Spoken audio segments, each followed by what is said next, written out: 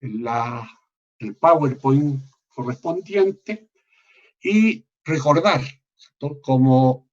lo saben quienes estuvieron en clase el día de ayer, ¿cierto? Que más o menos son los mismos que están hoy día, ¿cierto? En este momento tenemos 18 alumnos, ¿cierto?, conectados, de una cantidad que supera los 40, por lo tanto hay más o menos la mitad del curso que no está participando en clase, y como ya les he señalado anteriormente, me preocupa mucho, porque en definitiva van a estar en condiciones mejoradas para rendir la prueba, ¿cierto?, que corresponde el 8 de julio. Pero en el fondo todos somos mayores de edad, ¿cierto? Cada uno sabe cómo usa su libertad y al mismo tiempo cuán responsable es del uso de ella, ¿cierto? Desde este punto de vista, por lo tanto, ¿cierto?, cada persona toma las decisiones que estime conveniente. Y en este caso, nuestra responsabilidad es simplemente, ¿cierto?, poder, ¿cierto?, desarrollar los contenidos dentro de la mejor calidad posible, ¿cierto?, con el máximo de apoyo, tanto en PowerPoint como en la documentación que tienen en Educandus, y señalarles con anticipación, cosa que hemos hecho, ¿cierto?, los controles que van a tener que rendir y los contenidos que entran en dichos controles, ¿cierto? Al mismo tiempo, ustedes saben que es una condición indispensable para dar esos controles que junto con el profesor también se encuentre la ayudante, ¿cierto?, como ministra F de los interrogatorios que se realicen durante el día de la evaluación, cosa que en este caso nos acompañará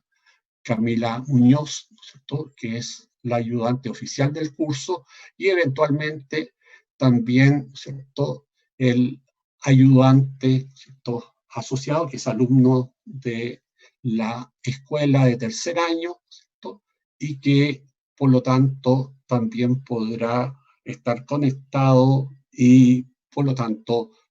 ver cómo se rinde la evaluación por parte de ustedes. Bien, señalado esto, digamos que en lo que se refiere a control de convencionalidad, en las clases que realizamos el día de ayer, ¿cierto?, dimos cuenta fundamentalmente, ¿cierto?, de cómo opera el sistema interamericano de derechos humanos, ¿cierto?, a través de la Convención Americana de Derechos Humanos, y el rol que le corresponde en este sentido, ¿cierto?, a lo que es la Corte Interamericana de Derechos Humanos.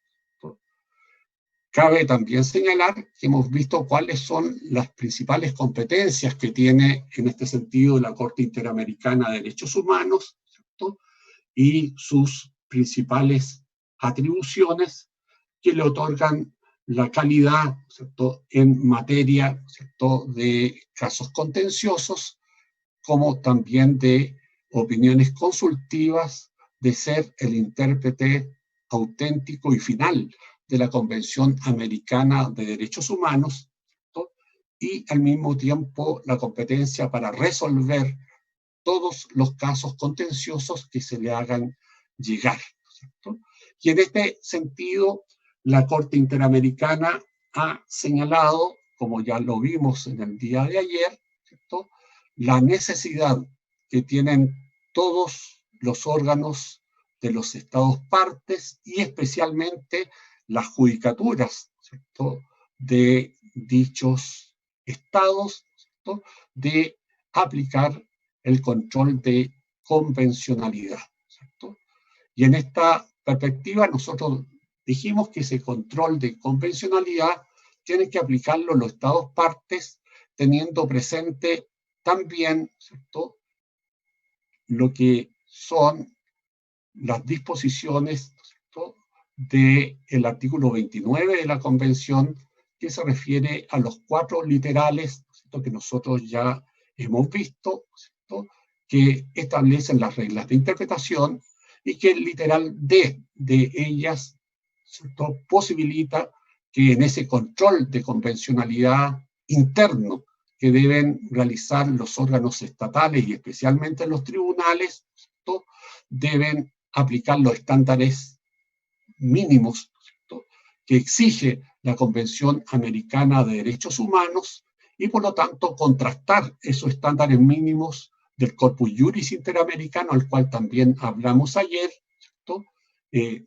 acuerdo a lo que determina también el literal T del artículo 29 de la Convención Americana de Derechos Humanos, en las cuales no solo se aplica la Convención y los derechos que están asegurados en la Convención en su estándar básico, sino también, ¿cierto?, la Declaración Americana de Derechos y todos los otros tratados, pactos o convenios que se hayan generado en el sistema interamericano y que hayan sido ratificados por los respectivos estados partes. Eso es lo que,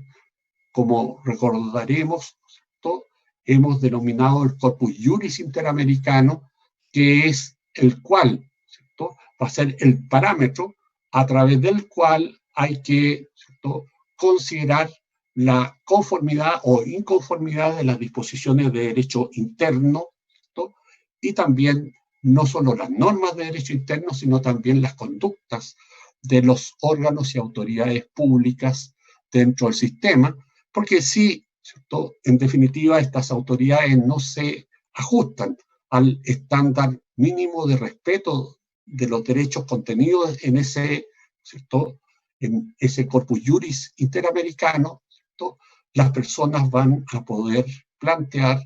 las quejas, ¿cierto?, y peticiones a la Comisión Interamericana para dar inicio a lo que hemos denominado el amparo interamericano y que nosotros ya hemos analizado y ustedes tienen, digamos, también el PowerPoint completo con todo el procedimiento, ¿cierto?, que se sigue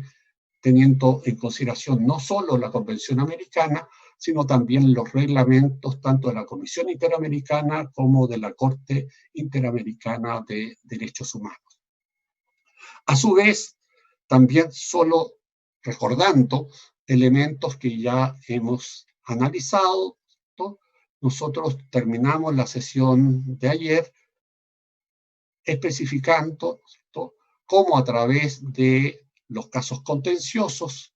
y a través, ¿cierto?, de las opiniones consultivas, la Corte Interamericana ha fijado, ¿cierto?, el estándar de los elementos que componen, ¿cierto?, el control de convencionalidad interno que deben realizar los estados. Y nosotros vimos ayer que esos eran 11 elementos, ¿cierto?, y terminamos precisamente la clase de ayer señalando el 11º, que era fundamentalmente de que los estados, ¿cierto?, son los que deben determinar, ¿cierto?, cómo van a realizar el control de convencionalidad y cuáles son los órganos nacionales encargados de concretarlo. Lo único que no pueden hacer es dejar de aplicar el control de convencionalidad, ¿cierto? Y así lo señalamos al término de la clase de ayer, ¿cierto? En la clase de hoy vamos a partir, por lo tanto, ¿cierto?, ya teniendo claro los elementos que componen y cómo debe concretarse ese control de convencionalidad interno por los órganos del Estado y especialmente por los tribunales de justicia, ¿cierto?, del Estado respectivo, vamos a ver alguna jurisprudencia, ¿cierto?, en el caso chileno, ¿cierto?, y vamos, por lo tanto, a partir con una sentencia de la Corte Suprema que ustedes tienen allí reflejada en el PowerPoint, que es el rol 9031 del 2013, ¿cierto?, a partir del considerando 12º, en que la Corte, ¿cierto?, Suprema va señalando, ¿cierto?, cuál es la función que le corresponde a los jueces nacionales en este control de convencionalidad interno. Y el texto del considerando 12º, ¿cierto?, de la sentencia de esta sentencia de la Corte Suprema, ¿cierto?, nos señala que la función que le corresponde a los jueces nacionales en este control, en el ámbito interno de los países y en el juzgamiento de los conflictos particulares que conocen, deben velar por el respeto y efectiva vigencia de la garantía que importa el reconocimiento de los derechos humanos, y estos derechos humanos que integran el corpus juris, ¿cierto?, interamericano, ¿cierto?, en definitiva, ¿cierto?, debe operar siempre, como lo reconoce además la sentencia, como estándar mínimo que deben concretar los estados por el hecho de ser parte del sistema internacional. ¿De cuál sistema internacional? Del sistema interamericano de protección de derechos, ¿no? Si avanzamos en esta misma sentencia, la Corte Suprema, ¿qué agrega? Nos dice que esta obligación de respetar, ¿cierto?, este estándar mínimo, ¿cierto?, establecido, ¿cierto?, a través del corpus juris interamericano, ¿cierto?, constituye una obligación consustancial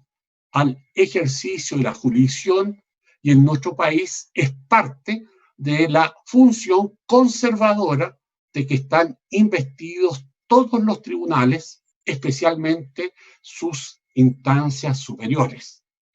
Así lo dice, ¿cierto?, la Corte Suprema. Efectivamente, ¿cierto?, el Código Orgánico de Tribunales, ¿cierto?, determina esta función conservadora que tienen los tribunales, y a partir de esa función conservadora, ellos están en la obligación de respetar, asegurar, promover y garantizar los derechos, ¿cierto?, humanos, que en definitiva forman parte del ordenamiento jurídico y de las obligaciones que tiene el Estado de respetarlas efectivamente. Señalemos, a su vez, avanzando en esta misma sentencia, ¿no?, que la Corte Suprema advierte que la consecuencia inmediata, ¿cierto?, de la concreción de este control de convencionalidad interno es la obligación de observar los derechos previstos en la Constitución,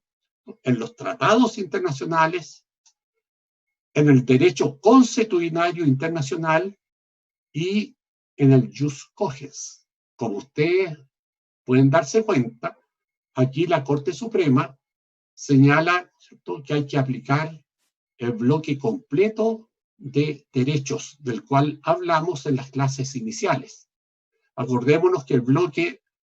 constitucional de derechos está integrado, ¿cierto?, como ya lo hemos visto reiteradamente, por los derechos que asegura directamente la Constitución en el artículo 19,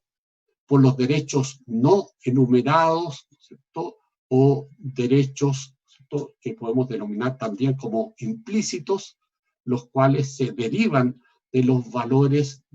que están dados por la dignidad de la persona humana y los atributos, ¿cierto?, de la persona humana y del régimen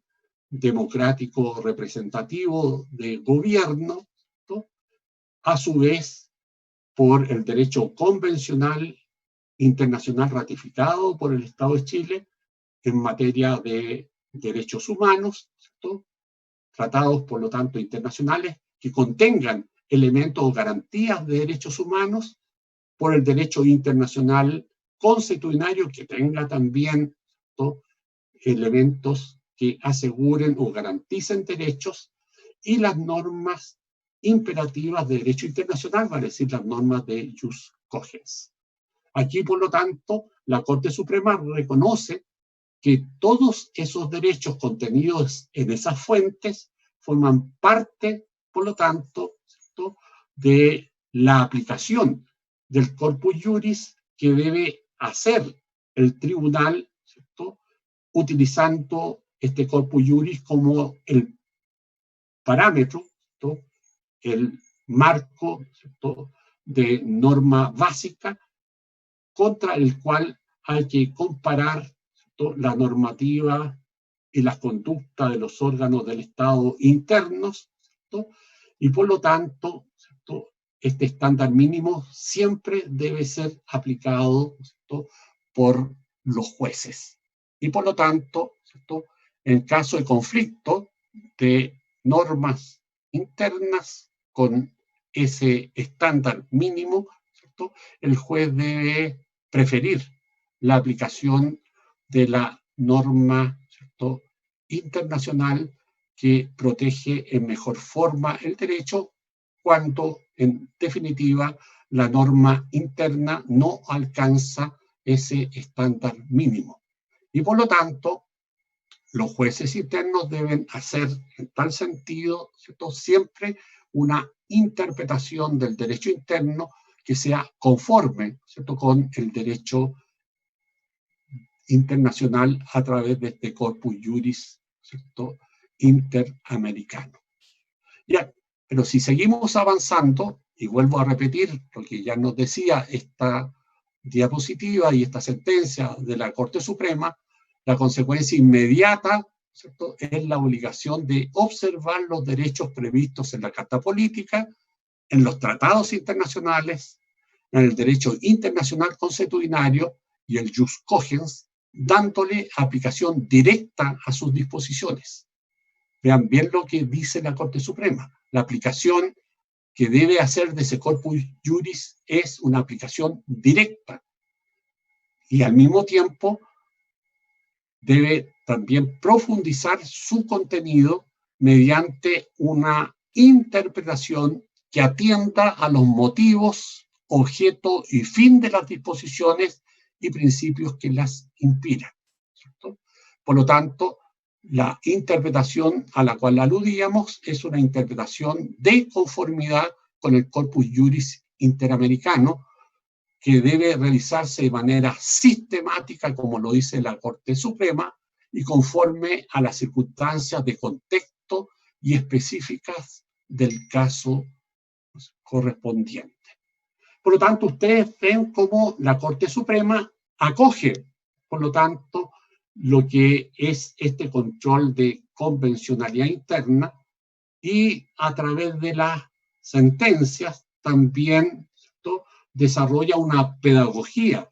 hacia los tribunales inferiores, las cortes de apelaciones, los jueces, ¿cierto?, los órganos, ¿cierto?, de primera instancia, etcétera, ¿cierto?, para que en definitiva sepan cómo deben actuar en este control de convencionalidad interno que ellos deben realizar. Señalado esto, vamos a decir, por lo tanto, que este corpus juris interamericano, ¿cierto?, es un germen que podríamos denominar de derecho constitucional sustantivo americano o interamericano o latinoamericano, ya que la mayoría de los países que integran el sistema, ¿cierto?, son países de habla española o castellana, ¿cierto? Cabe señalar al mismo tiempo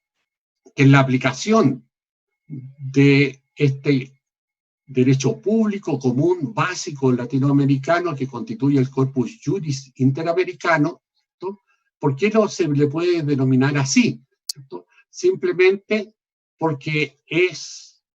un conjunto de normas sustantivas que aseguran derechos y garantías, ¿cierto?,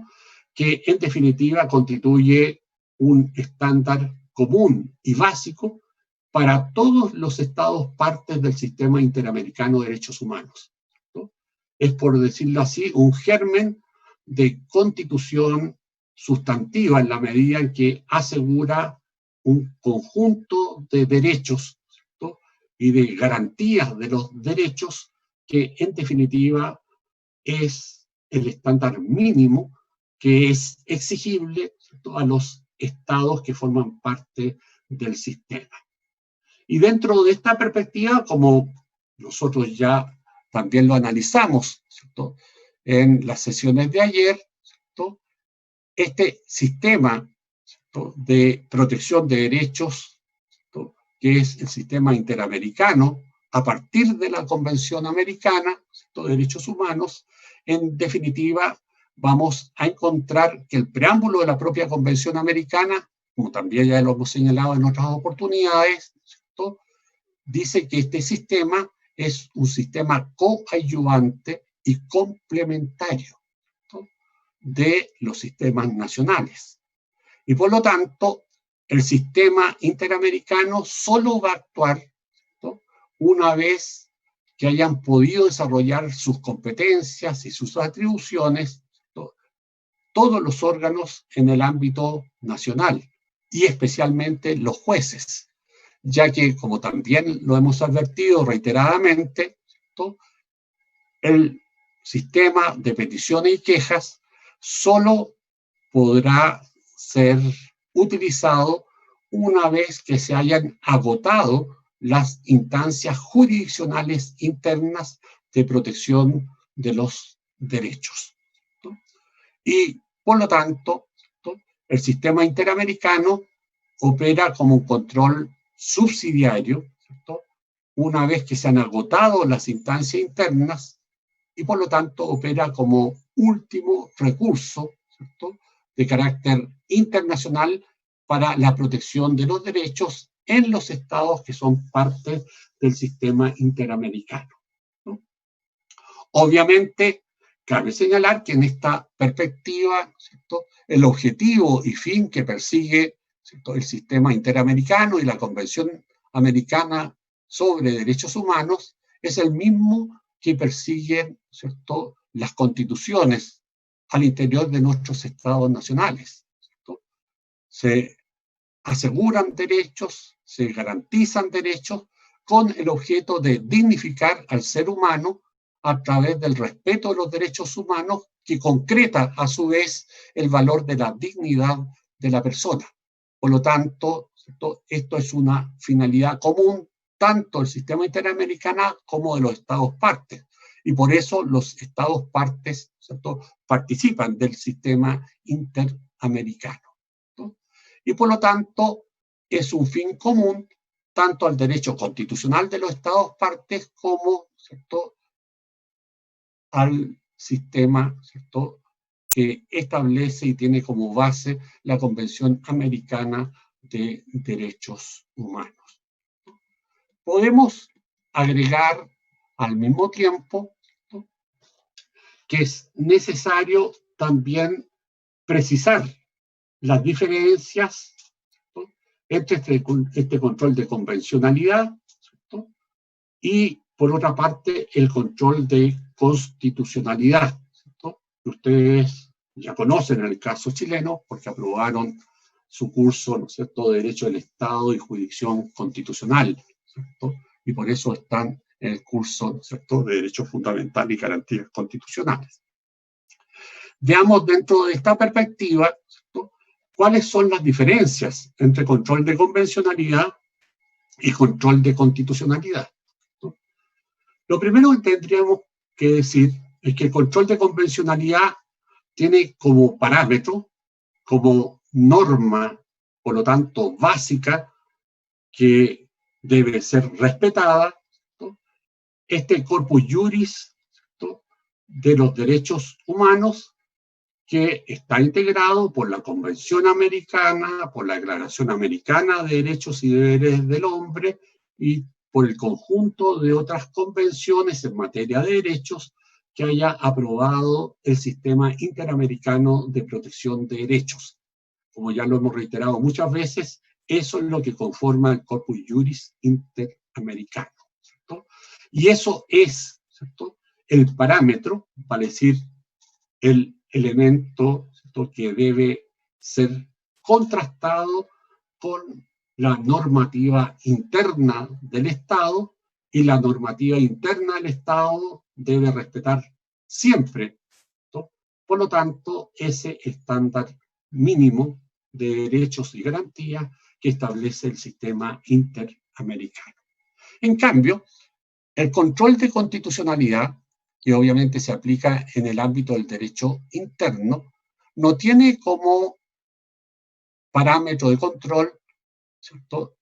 el corpus juris interamericano, sino que tiene como parámetro de control la Constitución Nacional, ¿cierto? Por lo tanto, para declarar la inconstitucionalidad, va a haber que, en definitiva, determinar que las normas, ¿cierto?, infraconstitucionales de carácter interno no se conforman ni respetan, por lo tanto, ¿cierto?, la normativa constitucional. Y por lo tanto, ¿cierto?, se va a poder declarar inconstitucional, ya sea en la forma o en el fondo, ¿cierto?, a las disposiciones infraconstitucionales que no se atienen a la constitución política del Estado, ¿cierto? Señalado ello, podemos también preguntarnos cómo se ejerce el control de convencionalidad, ¿cierto? En este sentido, tendremos que decir que el control de convencionalidad lo puede ejercer, en principio, ¿cierto?, si no determina otra cosa el ordenamiento jurídico interno de cada Estado, ¿cierto?, todo juez ordinario o especial o constitucional que opera en el ámbito de sus respectivas competencias y de acuerdo con los procedimientos establecidos, sin excepciones. En este sentido, ¿cierto?, nosotros no tenemos normas de derecho interno que regulen la aplicación del control de convencionalidad, ¿cierto?, en nuestro ordenamiento jurídico. Por lo tanto, tenemos que tener presente, ¿cierto?, como ya lo ha dicho la Corte Suprema, que al no existir, ¿cierto?, una competencia específica para determinados tribunales que ejerzan el control de convencionalidad, al menos lo van a poder ejercer todos los jueces de primera instancia, las Cortes de Apelaciones y la Corte Suprema, porque así lo habilita, ¿cierto?, el Código Orgánico de Tribunales a través del ejercicio, ¿cierto?, de lo que son las facultades conservadoras que tienen los tribunales para hacer imperar el derecho y las garantías de esos derechos, ¿cierto?, que integran el ordenamiento jurídico nacional, ya que en esa perspectiva a él también están integrados los derechos y garantías del derecho internacional convencional ratificado por Chile, como lo determina por lo demás el artículo 5º, inciso 2 del Estado, ¿cierto?, cuando establece como obligación constitucional que los órganos del Estado deben respetar y promover no solo los derechos asegurados en el texto de la Constitución, sino también por los tratados internacionales ratificados por Chile y que se encuentran vigentes, ¿cierto? Y por lo tanto, este artículo 5º, inciso 2 de la Constitución se transforma en una vía, ¿cierto?, que la Constitución determina de reenvío, ¿cierto?, de la Constitución hacia el derecho internacional de los derechos humanos ratificado por Chile y que se encuentra vigente. Por lo tanto, es la propia Constitución la que remite, ¿cierto?, al derecho, a los derechos que están asegurados, ¿cierto?, y a sus garantías que están determinadas por los tratados internacionales ratificados por Chile y que se encuentran vigentes. Cabe al mismo tiempo señalar, por lo tanto, ¿cierto?, que este control de convencionalidad, por lo tanto, lo pueden desarrollar todos los jueces, ¿cierto?, en nuestro ordenamiento jurídico, porque así lo posibilita tanto la ley como la Constitución. A su vez, el control de constitucionalidad, ¿cierto?, lo pueden ejercer solo los órganos jurisdiccionales que tienen competencia atribuida por la Constitución y que deben ejercer conforme a sus atribuciones y a los procedimientos específicos. Entonces, la pregunta que nos podemos hacer en este sentido es, ¿cierto?, ¿cuáles son los órganos que ejercen control de constitucionalidad, ¿cierto?, en nuestro ordenamiento jurídico? Y podríamos decir que en materia de control de constitucionalidad de la ley, ¿cierto?, de los preceptos legales, ese control solo lo puede ejercer el Tribunal Constitucional, ¿no? Ya que es el único que tiene competencia, ¿no?, para pronunciarse, ¿no?, respecto a la inconstitucionalidad de preceptos legales en el proceso de formación de estos preceptos legales, vale decir, a través del control preventivo de constitucionalidad, y es el único que puede ejercerlo también una vez que estos preceptos legales entran a formar parte del ordenamiento jurídico, vale decir, en control reparador de constitucionalidad a través de los artículos 93, número 6, número 7 de la Constitución, vale decir, a través de la acción, ¿cierto?, de inaplicabilidad por inconstitucionalidad, que en definitiva no enjuicia el enunciado normativo legal, sino que la aplicación del mismo, y cómo en determinadas situaciones esa aplicación de ese enunciado normativo legal a un caso concreto puede generar, ¿cierto?, en este sentido, una aplicación, ¿cierto?, que se determine como inconstitucional.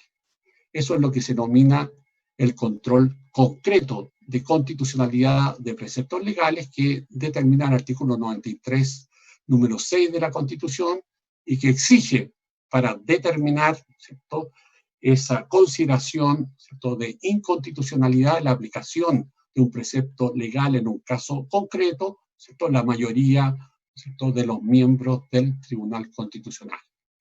Y luego tenemos el 93, número 7, ¿no?, que es el que permite, ¿cierto?, expulsar una norma legal del ordenamiento jurídico por contravenir la Constitución. Y por lo tanto, en este segundo numeral del artículo 93, que es el 93, número 7, ¿no?, en definitiva estamos en presencia de una acción de inconstitucionalidad que en definitiva permite al Tribunal Constitucional, teniendo como parámetro la Constitución, determinar si la ley, ¿cierto?, contraviene o no la Constitución. Y por lo tanto, si la contraviene, puede expulsar a esa norma del ordenamiento jurídico, pero también sabemos que no es tan fácil, porque en definitiva el quórum que se requiere para expulsar una norma legal del ordenamiento jurídico por parte del Tribunal Constitucional es muy alto. Sabemos que ese quórum es de 4/5, ¿cierto?, de los miembros del Tribunal Constitucional, ¿cierto? Por lo tanto, vamos a ver, ¿cierto?, que el control de constitucionalidad en materia de ley está entregado de forma concentrada en nuestro ordenamiento jurídico, ¿cierto?, al Tribunal Constitucional. Sin embargo, ¿cierto?, el ejercicio, ¿cierto?, de el control, ¿cierto?, incluso, ¿cierto?, de compatibilidad de los actos, ¿cierto?, de particulares o de órganos del Estado que pudieran ser considerados contrarios, ¿no?, a los derechos que están asegurados constitucionalmente, el control no le corresponde, ¿cierto?, como ya sabemos, al Tribunal Constitucional, sino que corresponde en primera instancia a las Cortes de Apelaciones a través del recurso de amparo y del recurso de protección, dependiendo del derecho que es afectado, ¿cierto?, y sobre las sentencias emitidas por las Cortes de Apelaciones, en definitiva, ¿cierto?, se puede recurrir de apelación ante la Corte Suprema de Justicia. Por lo tanto, en materia de derechos, el Tribunal Constitucional no tiene una competencia directa, ¿cierto?, aun cuando los derechos sean normas constitucionales, ¿cierto?, sino porque esa tarea de aplicación de los derechos, ¿cierto?, y de consideración si hay actos ilegales o arbitrarios que afectan a esos derechos, en definitiva, lo resuelven los tribunales ordinarios de justicia, teniendo como primera instancia a las Cortes de Apelaciones y en segunda instancia, ¿cierto?, a través de la apelación a la Corte Suprema de Justicia, ¿cierto? Tenemos así, por lo tanto, ¿cierto?, otra diferencia entre control de convencionalidad y control de constitucionalidad, ¿no? Ahora, agreguemos, ¿cierto?, en esta perspectiva, ¿cierto?, que el juez nacional, ¿cierto?, en la medida en que el corpus juris interamericano forma parte de nuestro derecho, porque es un derecho que ha sido incorporado a nuestro ordenamiento jurídico mediante, ¿cierto?, la ratificación de la Convención Americana de Derechos Humanos, ¿cierto?, y otras convenciones que son parte también del sistema interamericano de derechos humanos. Esta perspectiva, por lo tanto, empodera al juez nacional, ¿cierto? Y desde este punto de vista, el juez nacional, por lo tanto, tiene la competencia para conocer del control de convencionalidad y, a través del control de convencionalidad, aplicar preferentemente las normas, ¿cierto?, que forman parte del parámetro del corpus juris interamericano, ¿cierto?, en forma preferencial frente a las normas del derecho interno, ¿cierto?, que son contradictorias con el mismo, aplicando en este sentido, ¿cierto?, una regla también de interpretación del sistema interamericano, ¿cierto?, que deben aplicar en este caso también los jueces nacionales, que es el principio pro homine o favor personas, ¿cierto?, que está contenido en el artículo 29, literal B de la Convención Americana, y que ha sido asumido, ¿cierto?, como tal por la Corte Suprema y también por los tribunales constitucionales, y en este caso también por el Tribunal Constitucional chileno. Por lo tanto, podemos decir que el juez nacional, ¿cierto?, de primera instancia, de Corte de Apelaciones o de Corte Suprema, es un juez natural en la perspectiva de la Convención Americana de Derechos Humanos y del Corpus Juris Interamericano, porque es él el que va a aplicar, en primer lugar, ¿cierto?, la interpretación de lo que es, ¿cierto?, el ámbito del parámetro del Corpus Juris Interamericano, porque este forma parte del derecho interno. Y por lo tanto, el juez nacional es el que primero aplica y arriesga la interpretación, ¿cierto?, que deberá hacer del ordenamiento jurídico, ¿cierto?, a partir del control de convencionalidad. Será, por lo tanto, en reacción, ya sea positiva o negativa, a las tomas de posición a través de las sentencias de los jueces nacionales, que la Corte Interamericana de Derechos Humanos va a construir, ¿cierto?, luego el derecho interamericano, es decir, la perspectiva, ¿cierto?, del alcance de las normas, ¿cierto?, de la Convención Americana y de los otros pactos del Corpus Juris Interamericano, ¿cierto?, y por lo tanto, a partir de allí, ¿cierto?, la Corte Interamericana va a ser la que va a determinar si se hizo una correcta aplicación o una inadecuada aplicación del control de convencionalidad por los tribunales internos, aplicando este control de convencionalidad interno, ya que la Corte Interamericana es, en definitiva, la que va a interpretar y tiene la competencia para ello, para interpretar en forma última, ¿cierto?, los derechos y, por lo tanto, los derechos que están asegurados en el Corpus Juris Interamericano. Señalados estos aspectos, podemos, a su vez, ¿cierto?, señalar que una vez realizado este control de convencionalidad interno, siempre va a quedar la alternativa a las personas que consideren que a través de las sentencias del derecho interno, ¿cierto?, los tribunales internos han afectado el contenido de los derechos y sus garantías, ¿cierto?, van a poder, por lo tanto, plantear las peticiones, ¿cierto?, a la Comisión Interamericana de Derechos Humanos, ¿cierto? Y ya hemos conocido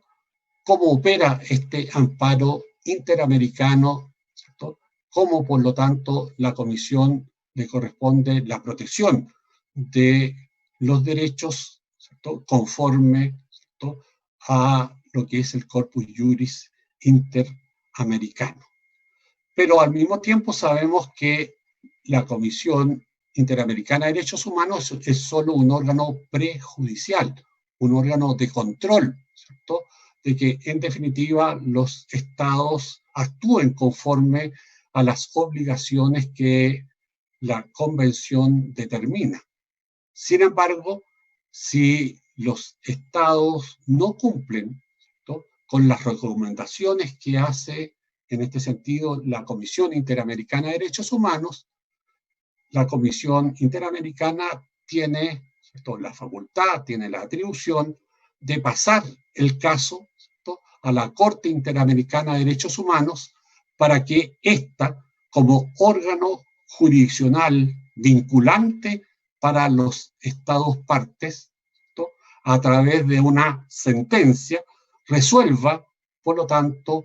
el conflicto acerca de la eventual vulneración de derechos, ¿cierto?, por los órganos estatales y por el Estado, en definitiva, ¿cierto? Y desde esta perspectiva, ¿cierto?, el control de convencionalidad concentrado siempre lo realiza, en último término, la Corte Interamericana de Derechos Humanos, evaluando, ¿cierto?, si ha hecho el Estado a través de sus órganos y especialmente a través de sus jueces una adecuada o inadecuada, ¿cierto?, consideración de los derechos asegurados en el Corpus Juris Interamericano, y si ha hecho una inadecuada, ¿cierto?,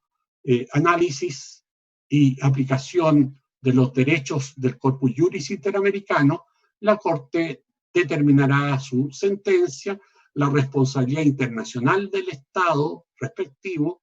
por vulnerar los derechos humanos, ¿cierto?, y por lo tanto, en este sentido, en la sentencia también fijará las medidas de reparación necesarias para que el Estado, ¿cierto?, en definitiva, las concrete y de esta manera se restablezca el legítimo ejercicio de los derechos respecto de las personas que se encuentran bajo la jurisdicción del respectivo Estado. Por lo tanto, en esta perspectiva, el control que realiza la Corte Interamericana de Derechos Humanos es un control complementario luego de que han operado las jurisdicciones nacionales. Y volvemos a repetirlo, ¿cierto?, para que opere este control complementario debe haberse agotado en el plano del derecho interno por las personas, ¿cierto?, el ámbito jurisdiccional, ¿cierto?, y los recursos ordinarios que establece el ordenamiento jurídico, ¿cierto?, para restablecer el imperio de tales derechos. Y por lo tanto, agotadas las instancias jurisdiccionales internas, ¿cierto?, podemos avanzar, por lo tanto, hacia el sistema interamericano de derechos humanos. Señalado ello, podemos también, por otra parte, ¿cierto?, señalar que todo este sistema, ¿cierto?, requiere, por lo tanto, una perspectiva de diálogo interjudicial, por lo tanto, un diálogo que debe establecerse entre los tribunales nacionales y la Corte Interamericana de Derechos Humanos. ¿Y por qué se establece este diálogo? Porque en definitiva la Corte Interamericana, ¿no?, va a conocer de los casos en base a lo que ya son las sentencias nacionales, ¿no?, que han sido emitidas, ¿no?, en aquellas acciones que tienen por objeto proteger, ¿cierto?, los derechos del ordenamiento jurídico nacional. Y por lo tanto, la Corte Interamericana se va a pronunciar sobre, ¿cierto?, los actos que implicaron esas sentencias y si ellas protegieron o desprotegieron los derechos humanos, ¿cierto? Y por lo tanto, siempre va a haber un diálogo y una tarea de cooperación que debe ser leal, ¿cierto?, y de buena fe entre los tribunales nacionales y la Corte Interamericana de Derechos Humanos. Por lo tanto, las decisiones de los jueces nacionales son la base sobre las cuales se construyen las resoluciones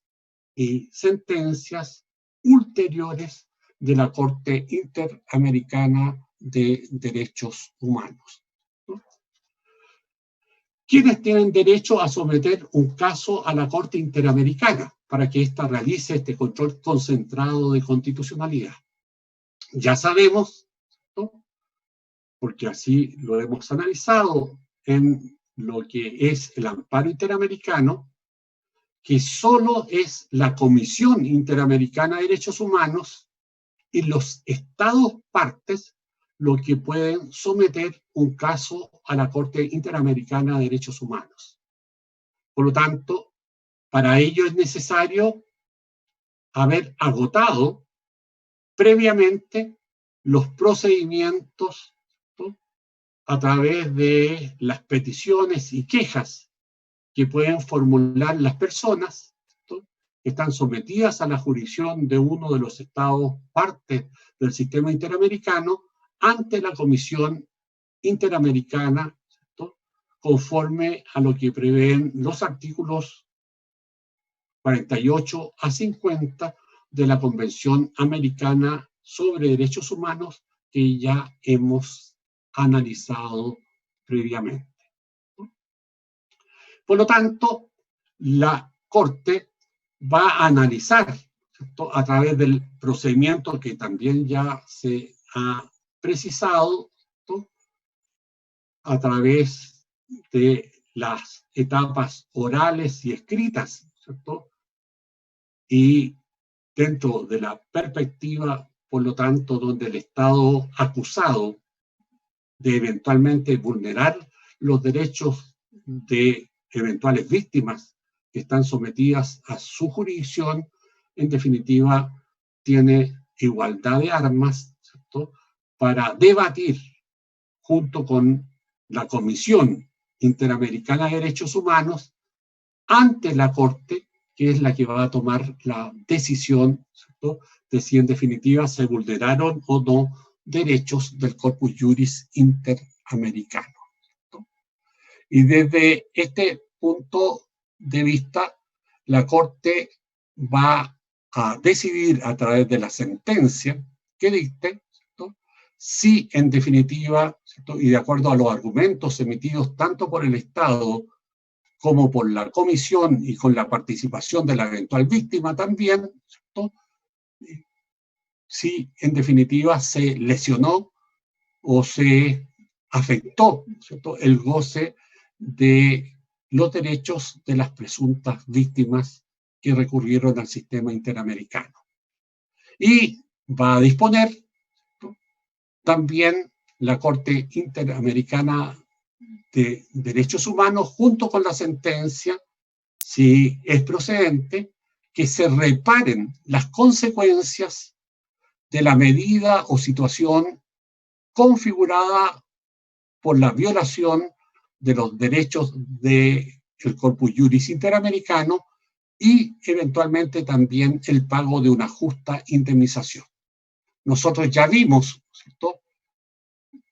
los distintos tipos de reparaciones, ¿cierto?, que pueden ser determinadas por la Corte Interamericana de Derechos Humanos para restablecer a la presunta víctima o a su familia, ¿cierto?, en los derechos que fueron, ¿cierto?, afectados o en las reparaciones correspondientes. Por lo tanto, la Corte es competente para conocer de cualquier caso, ¿cierto?, que en definitiva diga relación con la interpretación y aplicación de las disposiciones de la Convención y del Corpus Juris Interamericano respecto de los estados que le han reconocido dicha competencia sobre la materia, conforme lo determina el artículo 62 de la Convención Americana de Derechos Humanos, como ya sabemos en esta perspectiva. Por lo tanto, aquí vamos a parar respecto de lo que es, ¿cierto?, la primera hora de clase, sin perjuicio, ¿cierto?, al mismo tiempo de preguntar, y ustedes tienen todo el derecho, ¿cierto?, a intervenir con el objeto de plantear alguna duda o algún comentario, ¿cierto?, o alguna precisión que requieran del profesor sobre el tema que hemos visto en esta primera hora de clase de hoy día miércoles. Por lo tanto, se ofrece la palabra.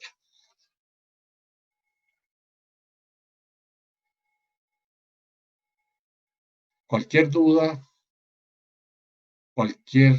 precisión, cualquier comentario que ustedes quieran realizar sobre los contenidos que hemos visto. Profesor, una pregunta. Sí, Camila, digamos. Sí. Pues tienen la palabra. Por favor, le pido al resto de los compañeros que no usen el micrófono mientras está participando Camila. Por ejemplo, en el caso de la pérdida de nacionalidad, si no se puede, si el Estado no resuelve, ¿sí tendría que pasar a la Corte, a la Comisión? A ver, efectivamente, ¿no es cierto?, nosotros sabemos que para, ¿cierto?, cualquier situación que diga relación con la pérdida o desconocimiento de la nacionalidad, hay un recurso específico que está contemplado en el artículo 12 de la Constitución, que es la acción de reclamación de nacionalidad. Por lo tanto, antes de llegar, ¿cierto?, al sistema interamericano, antes de presentar una petición o queja ante la Comisión, ¿cierto?, Interamericana por violación del derecho a la nacionalidad, en definitiva, la persona tendrá que haber agotado la acción de reclamación de nacionalidad ante la Corte Suprema, que sabemos que es la Corte Suprema en pleno el que resuelve dicho, ¿cierto?, tema acerca de desconocimiento, ¿cierto?, de la nacionalidad o a través, ¿cierto?, de la privación eventualmente arbitraria de la nacionalidad de un ciudadano chileno. ¿Está claro, Camila? Sí, profesor, muchas gracias. ¿Alguna otra pregunta, consideración, precisión? Aprovechen que podemos hacerlo. Otra pregunta, profesor. En el artículo 20 habla sobre algunos numerales del artículo 19. ¿Qué pasa con los que no están mencionados ahí? En principio, digamos, los que no están mencionados allí no pueden ser objeto de este acto, ¿no es cierto?, que es la acción de protección. Y por lo tanto, ¿cierto?, podemos señalar que el constituyente, ¿cierto?, de la Constitución de 1980, que sabemos que fue el régimen autoritario militar con una concepción neoliberal, ¿cierto?, en definitiva, ¿cierto?, no estableció este recurso para efecto de proteger los derechos sociales, ¿cierto?, el derecho a la salud, ¿cierto?, el derecho a la educación, ¿cierto?, el derecho, ¿cierto?, a la seguridad social, para solo señalar algunos de ellos. Sin embargo, en la práctica, los tribunales de justicia, ¿cierto?, lo que han hecho, ¿cierto?, es eventualmente considerar que cuando hay actos arbitrarios, ¿cierto?, que vulneren la igualdad ante la ley, ¿cierto?, en definitiva, utilizando, ¿cierto?, la igualdad ante la ley, que sí es, ¿cierto?, objeto de recurso de protección, ¿cierto?, pueda protegerse otros derechos. Por ejemplo, ¿cierto?, el derecho a la educación. Si alguien es expulsado arbitrariamente, ¿cierto?, de un colegio, de una universidad, ¿cierto?, la persona va a poder alegar que en virtud del artículo 19, número 2 de la Constitución, que es el derecho a la igualdad ante la ley, ¿cierto?, en definitiva se ha cometido un acto arbitrario que le ha privado del legítimo ejercicio de un derecho, ¿cierto? Eventualmente, por otra parte, ¿cierto?, si a su vez, ¿cierto?, vamos a encontrar dentro de esta perspectiva que a través de la igualdad ante la ley se puede proteger, por lo tanto, el derecho, ¿cierto?, a la educación ante actos arbitrarios que emanen, ¿cierto?, de las instancias de gestión, ¿cierto?, de ese establecimiento educacional. Eventualmente también se puede utilizar otro de los derechos, ¿cierto?, que es el 19, número 24. ¿Cierto? Esto es lo que se ha denominado la propietarización de los derechos, ¿cierto? ¿Por qué? Porque el 19, número 24 protege el derecho de propiedad, ¿cierto?, pero no solo protege el derecho de propiedad desde el punto de vista, ¿cierto?, de bienes de carácter físico, ¿cierto?, sino que también protege la propiedad incorporal, ¿cierto? ¿Y qué es la propiedad incorporal? Son los derechos, ¿cierto?, que una persona ha incorporado a su patrimonio en virtud de eventuales contratos, por ejemplo, ¿cierto? En este sentido, ¿cierto?, puede entenderse como un derecho incorporal los deberes que tiene, por ejemplo, una ISAPRE, ¿cierto?, en materia de brindar, ¿cierto?, lo que son, ¿cierto?, prestaciones de salud que estén contempladas en el contrato, ¿cierto?, de protección de la salud que concluyó la persona con la respectiva ISAPRE. Y por lo tanto, si la institución prestadora de salud, ¿cierto?, en este caso, que debe financiar, ¿cierto?, las prestaciones de salud, que es la ISAPRE, no cumple las obligaciones y las prestaciones que fueron establecidas en el contrato, en definitiva, ¿no es cierto?, ella puede ser llevada a través de un recurso de protección ante los tribunales, primera instancia, Corte de Apelaciones, ¿cierto?, y eventualmente apelación ante la Corte Suprema por vulneración, ¿cierto?, de lo que eran las prestaciones a las cuales se comprometió esa ISAPRE para, ¿cierto?, brindarlas a quien en definitiva estableció un contrato con ella. Por lo tanto, derecho a la igualdad ante la ley, ¿cierto?, para, ¿cierto?, impugnar todos los actos arbitrarios, ¿cierto?, por lo tanto, todos los actos que vulneren la igualdad ante la ley.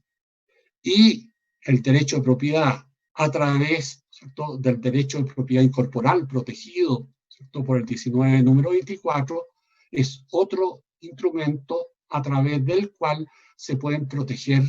algunas dimensiones de los derechos sociales, ¿cierto?, pero en forma indirecta, ¿cierto?, a través de la igualdad ante la ley o a través, ¿cierto?, del derecho de propiedad, ¿cierto? Pero, en definitiva, los derechos sociales no tienen protección directa e inmediata, ¿cierto?, del recurso de protección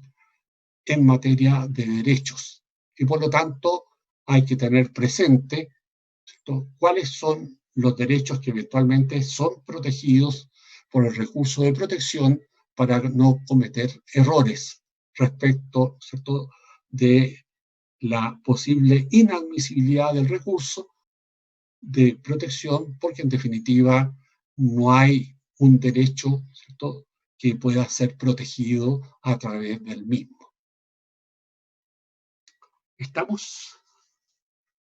Sí, profesor, muchas gracias. Bien. ¿Hay alguna otra duda, comentario? Bueno, si no la hay, nos tomamos, por lo tanto, los 10 minutos de descanso, ¿cierto? Y volvemos en este momento.